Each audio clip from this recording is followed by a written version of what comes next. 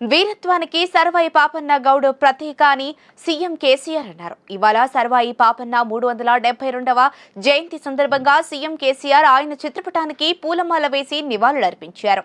సబండ వర్గాల ఆత్మ గౌరవ స్ఫూర్తిగా సర్వాయి పాపన్న నిలిచారని సీఎం కేసీఆర్ చెప్పారు. సర్వాయి పాపన్న జీవితం నేటి యువతకు ఆదర్శమని, అలాంటి మహానీయులను తలుచుకోవాల్సిన అవసరం ప్రతి ఒక్కరిపై ఉందన్నారు. ఆనాటి సమాజంలో నెలకొన్న నిరంకుశ రాజరిక పోకడలకు వ్యతిరేకంగా సబండ వర్గాలను ఏకం చేసి పాపన్న పోరాడిన తీరు గొప్పదని సీఎం కేసీఆర్ అన్నారు. సర్వాయి పాపన్న గౌడ్ జయంతి ఉత్సవాలను రాష్ట్ర ప్రభుత్వం అధికారికంగా నిర్వహిస్తోందన్న కేసీఆర్, బడుగు బలహీన వర్గాల నాయకత్వానికి సముచిత గౌరవం ఇస్తున్నామని తెలిపారు. అణచివేత వివక్షకు వ్యతిరేకంగా పాపన్న గౌడ్ ప్రదర్శించిన ఆత్మ గౌరవ పోరాట స్ఫూర్తిని కొనసాగిస్తామని సీఎం కేసీఆర్ స్పష్టం చేశారు. రవీంద్ర భారతిలో సర్దార్ సర్వాయి పాపన్న 372వ జయంతి వేడుకలు ప్రభుత్వం ఘనంగా నిర్వహించింది. బీసీ సంక్షేమ శాఖ ఆధ్వర్యంలో వైభవంగా ఈ వేడుకలు జరిగాయి.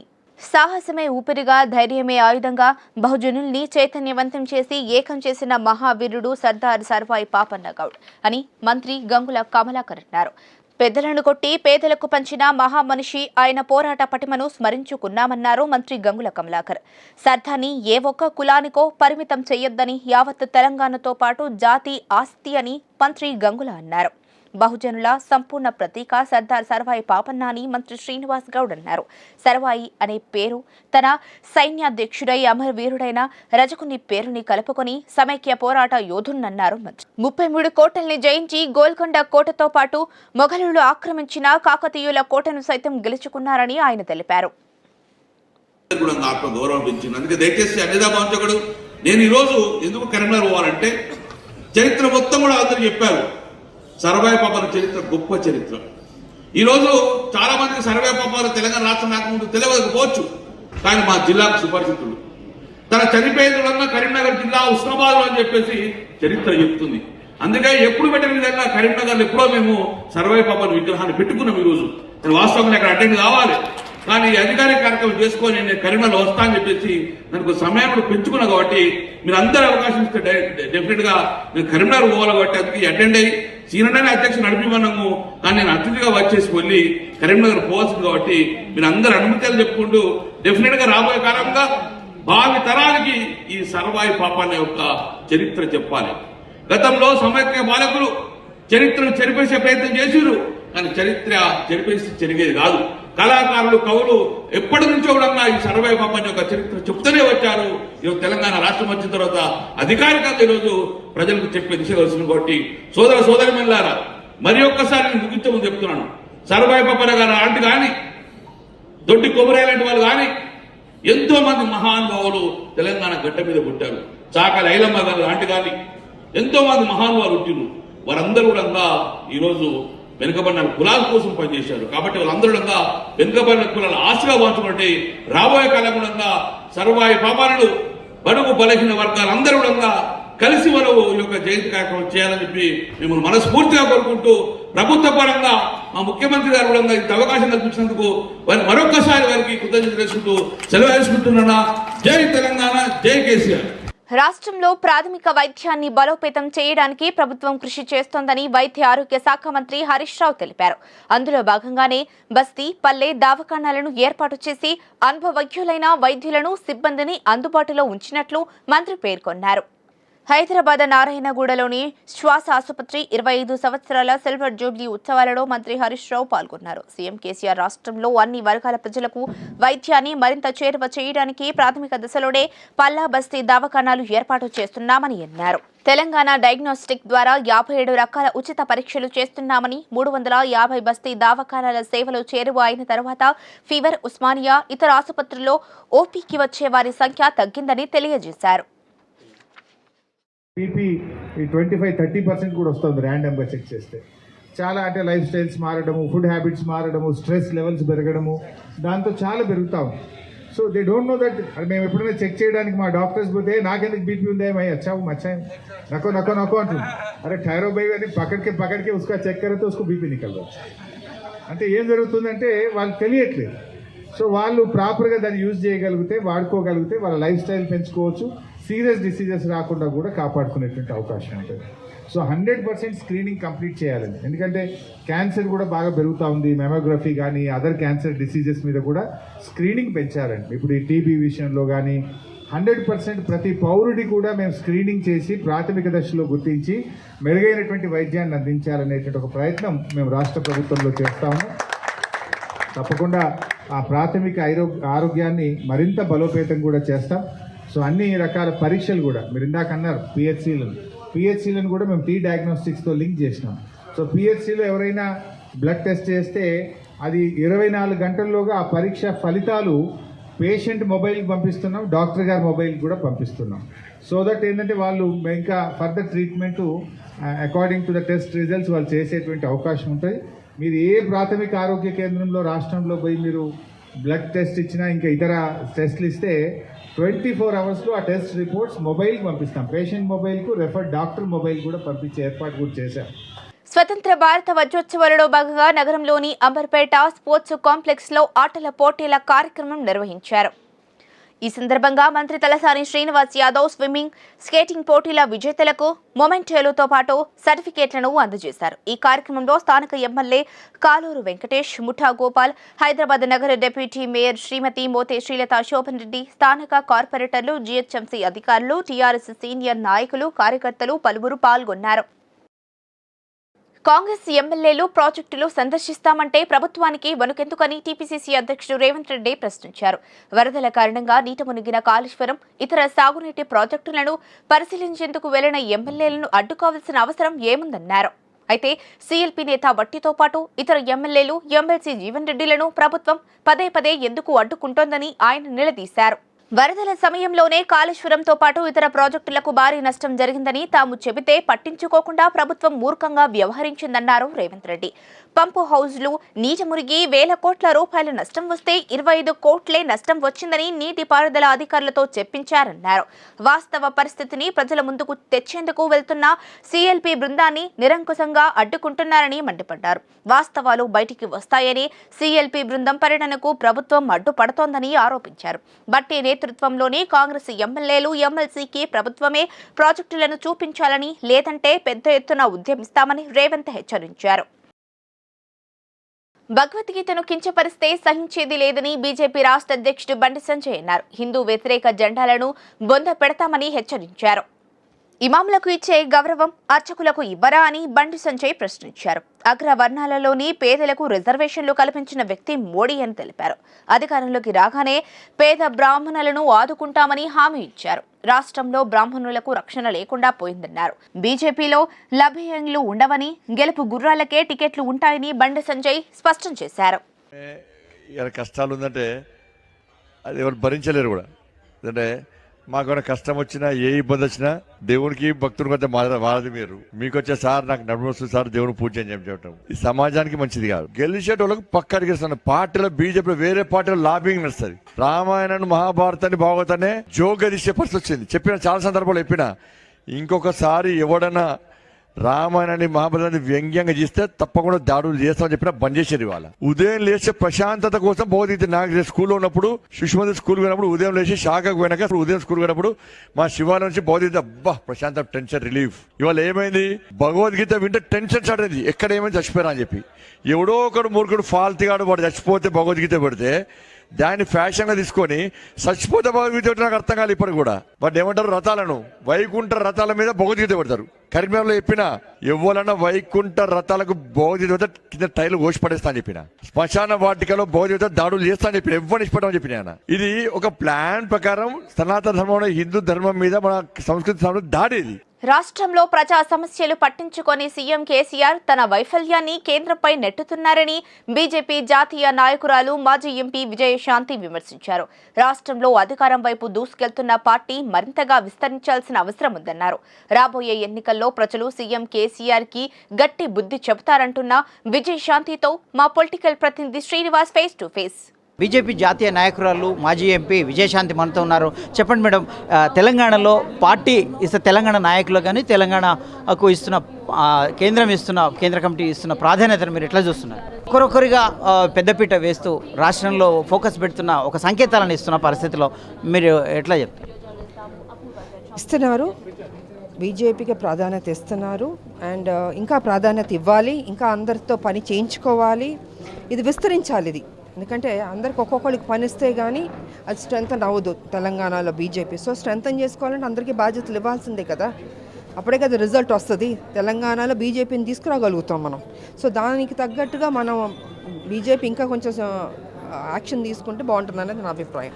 మీ పార్టీ ఎంత దూకుడు పెంచుతున్నా కొద్దీ అక్కడ సీఎం కేసీఆర్ కేంద్రాన్ని టార్గెట్ చేస్తున్న పరిస్థితి, తాజాగా కూడా ఘాటు విమర్శలు చేశారు. దీని పట్ల ఎట్లా స్పందిస్తారు? కేసీఆర్ చిత్తశుద్ధి లేని మనిషి. కేసీఆర్కి డబ్బు పిచ్చి తప్ప ప్రజల మీద ప్రేమ ఆప్యాయత లేదు. తెలంగాణలో సమస్యని పరిష్కరించకుండా ఆయన ఎంతసేపు కేంద్రంలో ఉన్న మోడీ గారిని తిడతారు, లేదా కేంద్రానికి వాటి వెళ్తాను, నేను జాతీయ పార్టీ పెడతాను అంటాడు. ముందు ఇక్కడ సమస్యలు తీర్చవయ్యా. నీ పరిపాలన 8 ఏళ్ళు సర్వనాశనం అయిపోయింది తెలంగాణ, దీన్ని సెటరేట్ చెయ్యి. నువ్వు మాయ మాటలు చెప్పుకుని ఇంకా ఎన్నేళ్ళు గడుపుతావు? నువ్వు ముఖ్యమంత్రిగా కూర్చునే అర్హత నీకు లేదు ఫస్ట్ ఆఫ్ ఆల్. సో దీన్ని మార్చుకోవాలనేది కూడా నేను కేసీఆర్ గారికి సూచిస్తున్నాను. అంటే మునుగోడు ఉప ఎన్నిక రాబోతున్న తరుణంలో మీ వ్యూహం ఎలా ఉండబోతుంది? అఫ్కోర్స్ అందరం కష్టపడుతున్నాం అండ్ గెలవాలని మనస్ఫూర్తిగా కోరుకుంటున్నాం. Thank you. మొత్తం మీద పార్టీ ఒకరొకరుగా అందరికీ కేంద్ర నాయకత్వము కీలక బాధ్యత అప్పచెప్తూ రాష్ట్రం పైన ప్రత్యేక దృష్టి సారించింది. అలాగే ఇంకా విస్తరించాల్సిన అవసరం ఉందని అభిప్రాయాన్ని విజయశాంతి గారు వ్యక్తం చేస్తున్న పరిస్థితి. అదేవిధంగా కేసీఆర్ ఏదైతే కేంద్రం పట్ల విమర్శలు ఎక్కుపెట్టడమో తన పాలనాపరమైన విధానాలను, తన వైఫల్యాలను కప్పిపుచ్చుకోవడానికే అనే విషయాన్ని కూడా చెప్తున్నారు. మొత్తం మీద సీఎం కేసీఆర్ ఏమాత్రం కూడా ఆ పదవికి యోగ్యుడు కాడు, తన అర్హతను కోల్పోయాడని చెప్తున్నారు. అదేవిధంగా మునుగోడు ఉప ఎన్నికల్లో కూడా తగిన విధంగా టీఆర్ఎస్ పార్టీకి బుద్ధి చెప్తాం, ఆ విధంగా అందరూ కలిసికట్టుగా పనిచేస్తున్నారు. పార్టీ మొత్తం ఒక ఏకదాటిపైనక వచ్చి మునుగోడులో తన విజయం కోసం పనిచేస్తున్నట్లు కూడా చెప్తున్న పరిస్థితి. కెమెరా పర్సన్ మురళితో శ్రీనివాస్, సిటీ విజన్, హైదరాబాద్. జీడిమెట్లలో తెలంగాణ షెడ్యూల్డ్ కులాల కోఆపరేటివ్ డెవలప్మెంట్ కార్పొరేషన్ లిమిటెడ్ ప్రోత్సాహంతో సిఆర్ఎస్ అడ్వాన్స్డ్ కంప్యూటర్ ఎడ్యుకేషన్ సంస్థ వారు దళిత మహిళలకి ఉచిత టైలరింగ్ శిక్షణ ఇవ్వడం జరిగింది. ఈ కార్యక్రమానికి ముఖ్య అతిథిగా రాష్ట్ర ఎస్సీ కార్పొరేషన్ చైర్మన్ బండ శ్రీనివాస హాజరై మహిళలకు సర్టిఫికేట్లతో పాటు ఉచిత కుట్టు మిషన్లను అందజేశారు. ఆశతో కాదు, ఆశయంతో పనిచేయాలని చైర్మన్ శ్రీనివాస్ అన్నారు. ఇప్పటి వరకు ఏ ప్రభుత్వం ప్రవేశపెట్టని పథకాలు మహిళల కోసం సీఎం కేసీఆర్ తీసుకువచ్చారని అన్నారు. ప్రపంచంలోనే ఎక్కడా లేనటువంటి గొప్ప పథకం దళిత బంధు అని తెలిపారు. ఈ మహత్తరమైన దళిత బంధు పథకాన్ని దళితులందరూ సద్వినియోగం చేసుకుంటూ ఆర్థికంగా అభివృద్ధి చెందాలని ఆయన కోరారు. ఉద్దేశంగా ఇటువంటి కార్యక్రమాలు పెడుతున్నటువంటి కేసీఆర్ గారికి మనందరం కూడా ధన్యవాదాలు చెప్పాలి. అదేవిధంగా పెద్దలు చెప్పినట్టు మన జాతిలో ఉన్నటువంటి వాళ్ళు సమాజంలో గౌరవంగా బతకాలంటే మనం ఆర్థికంగా ఎదగాలి. ఆర్థికంగా ఎదగాలంటే ఈ ప్రభుత్వాలు ఏదో ఒకటి చేయాలి. కాబట్టి అన్ని తెలిసినటువంటి ముఖ్యమంత్రి గారు ఇలా దళిత బంధు అనేటువంటి ఒక స్కీమ్ తీసుకొని మనందరికి కూడా ప్రతి దళితుడికి ఒక 10 లక్షల రూపాయలు ఇచ్చే విధంగా ఒక స్కీమ్ పెట్టిండు. ముఖ్యంగా హుజురాబాద్ లోపల పైలట్ ప్రోగ్రామ్ తీసుకొని అక్కడ 14,556 మందికి ఇవ్వడం జరిగింది. అందరికీ అంటే వారికి కోరుకున్నటువంటి వాళ్ళ ప్రావీణ్యత, ఏ పనిలో ప్రావీణ్యత ఉంటే కారు నడిపినటువంటి వాళ్ళు కారు, ఇలా జీతాలు ఉన్నటువంటి మన జాతి బిడ్డలంతా కూడా ఓనర్లు అయ్యారు. హుజురాబాద్ లో ట్రాక్టర్ నడుపు 5,000కు 4,000కు ట్రాక్టర్ నడుపుకున్నటువంటి డ్రైవరు దానికి ఓనర్ ఐడియా. బట్టల షాప్ లా గుమస్తాగా ఉండే 2,000, 3,000 తీసుకున్నటువంటి గుమస్తా బట్టల షాప్ పెట్టుకునేటువంటి పరిస్థితి వచ్చింది. అట్లా చాలా అంటే డైరీలు కానీ, పోల్ట్రీ ఫామ్లు కానీ ఇలా ఎన్నో పెట్టుకొని దాదాపుగా వాళ్ళ జీవితాలను ఒక వెలుగుబాటులో తీసుకొచ్చే ప్రయత్నం చేసినటువంటి కేసీఆర్ మనకు ఎవరైతే సాయం చేస్తారో వారికి రుణపడి ఉండేటువంటి ఆచారం మన జాతిలో ఉంది. కాబట్టి మనం కేసీఆర్ గారిని 100% ఆశీర్వదించాలి. కాబట్టి మీరందరూ కూడా తెలుసుకోండి. మీరు ఇప్పుడు గత ప్రభుత్వాలు ఏం చేసినాయి, 75 సంవత్సరాల స్వాతంత్రం వచ్చింది మనకు, కానీ గతంలో ఎవ్వరు కూడా మనకు చేయనటువంటి మన ఉపకారం కేసీఆర్ గారు 8 సంవత్సరాలనే చేస్తున్నారు. కాబట్టి ప్రతి దాంట్లో చూడండి, సన్న బియ్యం పెట్టింది కేసీఆర్ గారు, తర్వాత రెసిడెన్షియల్ స్కూల్ ఇలా అన్ని ఏర్పాటు చేసింది కేసీఆర్ గారు. తర్వాత అసలు గత ప్రభుత్వాలకు ఒంటరి మహిళ అంటే తెలుసా? ఒంటరి మహిళ అంటే తెలియనటువంటి ప్రభుత్వాలు అవి. కానీ కేసీఆర్ గారు అన్ని తెలిసిన వాడు కాబట్టి ఒంటరి మహిళ కూడా పెన్షన్ ఇచ్చి ఇవాళ వాళ్ళని కూడా ఆదుకున్నటువంటి గొప్ప మనసున్న వ్యక్తి కేసీఆర్ గారు. కాబట్టి మీరు అందరూ కూడా మీరు 100% మన జాతికి సేవ చేస్తున్నటువంటి కేసీఆర్ గారిని ఆశీర్వదించాలని చెప్పి కోరుతూ, హైదరాబాద్ లోని లక్డీ కపూర్ అశోక్ హోటల్లో కిరణ్ అనే మైసూర్ వ్యాపారి ఆత్మహత్య చేసుకున్నాడు. ఈ నెల 8న హోటల్ రూమ్ ను వద్దకు తీసుకున్నట్లు హోటల్ యాజమాన్యం తెలిపింది. ఈ నెల 15న కిరణ్ నారాయణ్ అనే వ్యక్తి వ్యాపారి రూమ్ నెంబర్ 319ను అద్దెకి తీసుకున్నాడని, హోటల్ ఖర్చును అంతా తన తండ్రి సత్యనారాయణ చెల్లించినట్లు యాజమాన్యం పేర్కొంది. తండ్రి హోటల్కి కాల్ చేసి తన కొడుకుకి కనెక్ట్ చేయమనగా హోటల్ సిబ్బంది కనెక్ట్ చేశారు. ఎంతకీ లిఫ్ట్ చేయకపోవడంతో మేనేజ్మెంట్ మాస్టర్ కీతో డోర్ ఓపెన్ చేశారు. అప్పటికే నారాయణ తన ఎడమ చేతి మణికట్లను కత్తితో కట్ చేసుకుని ఉండడం గమనించినట్లు పోలీసులకు యాజమాన్యం తెలిపింది. కేసు నమోదు చేసుకుని మృతదేహాన్ని శవ పరీక్ష నిమిత్తం ఉస్మానియా మార్చురీకి తరలించారు. కేసు నమోదు చేసుకుని ఆత్మహత్యకు గల కారణాలపై పోలీసులు ఆరా తీస్తున్నారు. BJYM leader Sriram alias Laddu Yadav పై ఎంపీ అసదుద్దీన్ పోలీసులకు ఫిర్యాదు చేశారు. పబ్లిక్ మీటింగ్ లో ప్రసంగిస్తున్న లడ్డూ యాదవ్ అటుగా వెళ్తున్న ఎంపీ అసద్పై దూషించడంతో పోలీసులకు ఫిర్యాదు చేశారు. బేగం బజార్లోని ఛత్రిలో బీజేవైఎం ఆధ్వర్యంలో BJYM leader Sriram bike rally నిర్వహించారు. దీంతో భారీగా ట్రాఫిక్ జామ్ అయింది. ఈ ర్యాలీకు పోలీసులు అనుమతి లేదు. అటువైపుగా వెళ్తున్న ఎంపీ అసదుద్దీన్ ఓవైసీపై శ్రీరామ్ దూషించడంతో అసదుద్దీన్ పోలీసులకు ఫిర్యాదు చేశారు. దీంతో అనుమతి లేని సభ ప్రజా ప్రతినిధిని దూషించడంతో లడ్డూ యాదవ్ పై కేసు నమోదు చేసి అరెస్టు చేశారు.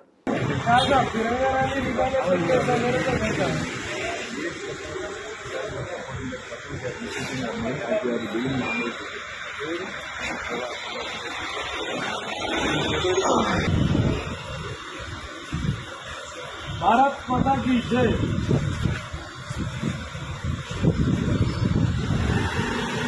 హైదరాబాద్ విద్యానగర్లోని దుర్గాబాయ్ దేశ్ముఖ్ ఆసుపత్రిలో విషాదం చోటు చేసుకుంది. వైద్యుల నిర్లక్ష్యంతో పసికందు మృతి చెందినట్లు బంధువులు ఆరోపించారు.